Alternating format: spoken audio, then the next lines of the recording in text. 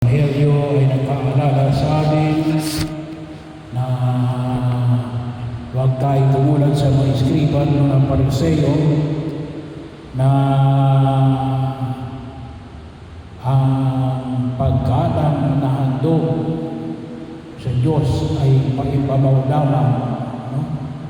So bahagi yun, minsan yung mga pagkilos tayo na mas sinusunod pa natin ang turo ng tao kaysa sa turo ng Diyos. Well, bahagi yun. Kasama na rin yan yung tulad ng paanyaya namin ngayon, ngayong pandaigdigang araw na mga may sakit. Sabi ko mas marami pa nagpupunta sa mga albularyo kaysa mga dami, kaysa sa pagpapahin ng langis sa mga may sakit. At bahagi ng karanasan, may mga taong miyembro ng Organisasyon Pangsimbahan na inililibig na hindi malamang napahiran ng Santo Odio. Pero nagpupunta sa albularyo. So, well, isa lang ito sa albularyo. Pero sabi ko isang pagkakataon na nais natin pag-uutan ngayon ng pagninilay, ito ang itinalaga ng simbang pagdaigdigang araw ng mga may sakit. Bahagi nito ng pagkilos natin na makita natin ang kahalagahan ng panalangin sa mga may sakit.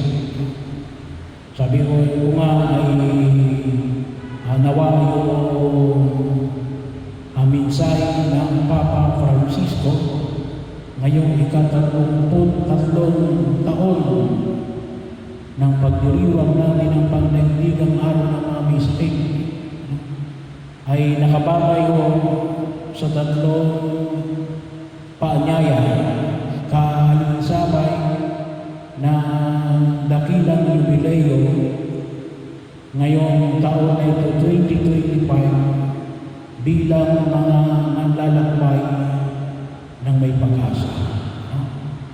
So, tatlo yung ipinahayag ni Papa Francisco.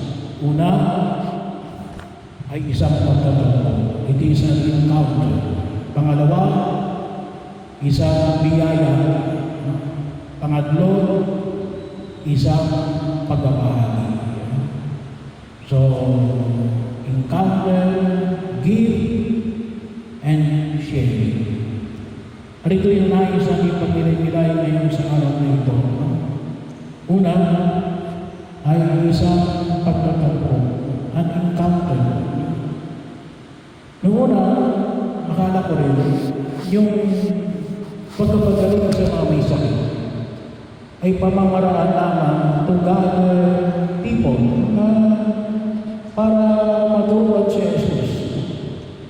Pero kung inyong babalagtasin yung Ebanghelyo natin kahapon dun sa mga nagsisimba araw-araw at sa ating bahagi ng ating pagninilay, na ang pagalingan sa mga may sakit ay isa rin sakramento, katulad din ng sakramento na banal na pagdiriwang ng misa, yung sakramento ng pagkapahin ng banal na langis. Pero bahagi mo ito, so ibig sabihin, sentro din sa ating pananampalataya ang pagkapagaling sa mga may karamdaman. Kaya nga, it is an encounter, kaakibat ng hamon ni Jesus sa kanyang mga alagad. Anong sabi niya? Ipangaraw ninyo ang mabuting balita, pagalingin ninyo ang mga may sakit roon, at palayasin ninyo ang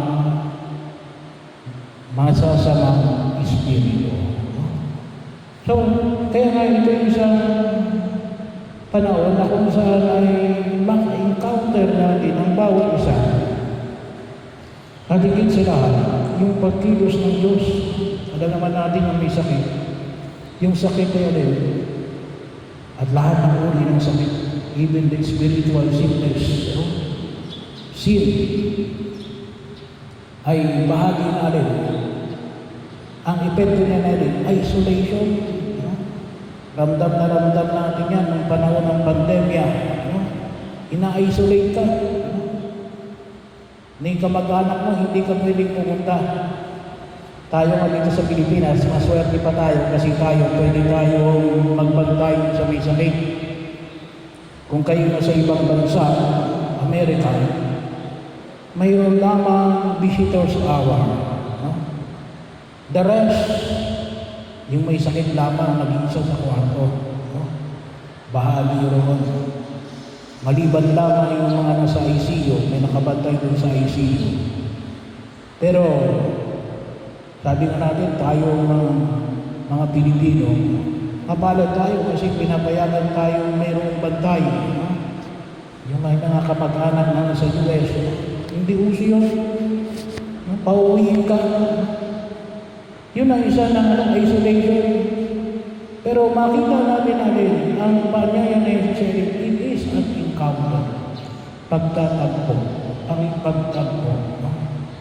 At makita ko naman natin, higit sa lahat, makatagpo natin, hindi lamang po yung mga kapatid natin mga may sakit. Kaya, kung kayo may mga mahal sa buhay, na nabalitaan yung may sakit, ay kung kayo may panahon, dalawin ninyo. No? Dalawin nyo kasi yun ay panahon na makita ko namin. Mas may pa nga kung isa kapag patay, pinupuntahan natin. Pero kapag buhay, may sakit, hindi natin napupuntahan. Mas maganda sana na napuntahan natin nung siya ay buhay pa kaysa nung siya ay nasa kabaong na. Pero lang makita natin yung pagkilala natin sa mga kapatid natin na may mga karamdaman ay isang panahon na nawa makita natin na pakipagtampo upang maging bahagi ng pagtugon natin, lalo-lalo na sa pagtugon natin sa paanyaya ng buong may kapal.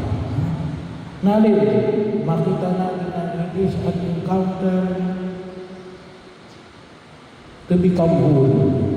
Maging buo. Kasi yun ang holiness maging buo. Pangalawa, biyaya. Kung minsan hindi natin makita yung suffering, katulad ng sakit, bilang isang biyaya. Pero huwag natin kalimutan na yung ating pananampalataya, isang pananampalataya na kumikilala, na makita natin kahit na sa karamdaman at paghihirap ang biyaya ng Diyos. Ano yung biyaya na ito? Ang biyaya ng pag-asa. Nawa makita natin. Pag-asa natin sa pagtitiwala natin higit sa lahat sa Diyos. Kasi pag may karamdaman tayo, no? Kahit anong yaman mo, ay walang mangyayari.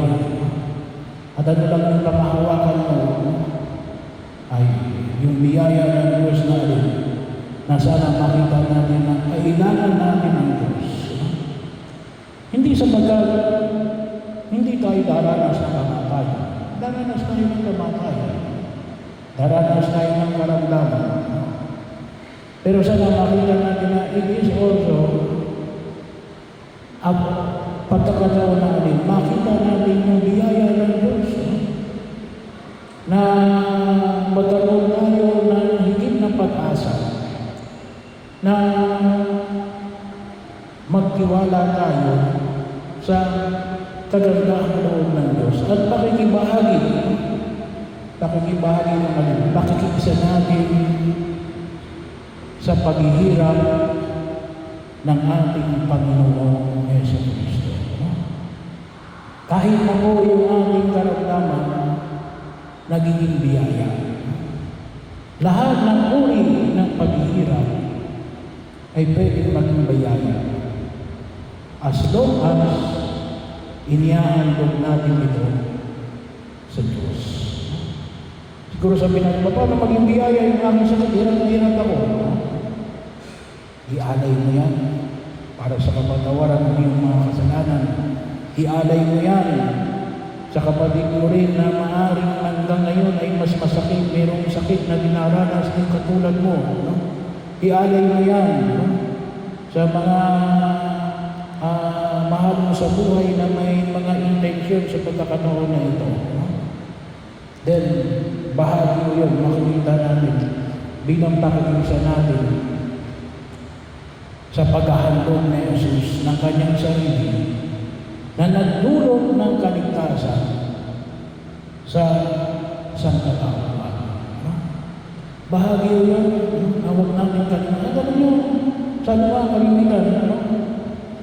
Kasi ang tao na ang tingin palagi sa kanyang karamdaman, kuminsan na rin, mas nauna pa tayong patayin ng takot sa ating mga karamdaman.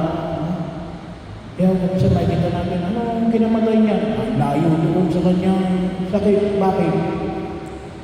Eh, masyadong nag-isip sa kanyang sakit. No? Kaya, na-stress. Kalimitan na naging sabihin natin ngayon, ay tayo ay na-stress sa ating mga karamdaman. Why? Because we do not see it as a sakit. Anong nakikita natin sa ating sakit? Parusa. No? Pinaparusahan tayo ng Diyos. Mali mo yan. No? Hindi mo yan ang turo ng ating pananampalataya. No? Bahagi o yun kung saan yung makita natin. Pangatlo ay share. Bahagi o kung saan yung makita natin na ito isang pagkakataon na makapagbahagi ang bawat isa. Hindi lamang po yung may sakit. No? Ngunit yung mga kamag-anak na mga may sakit, yung mga nag-aalaga sa mga may sakit, mga doktor, nurses, mga mayroong ministeryo sa sakit, yung pong ating mga health ministry, no? Yung lahat na nagsusubikap na ayusin ang mga kapatid natin may karamdaman, ang mga nag-aalaga ng mga may sakit, no? Mga caregiver o kamag-anak na may kasamang may sakit o sa gitna ng kanilang katandaan. Bahagi po ito yung makikita namin yung pagbabahagi namin. Sabi na natin, when we see ito sa sakit, we offer it. At kapag ginagawa natin yan, tayo naging binabahagi natin yung karanasan na yan. Na kung saan ay higit natin makita, no? Yung higit na pagtugon sa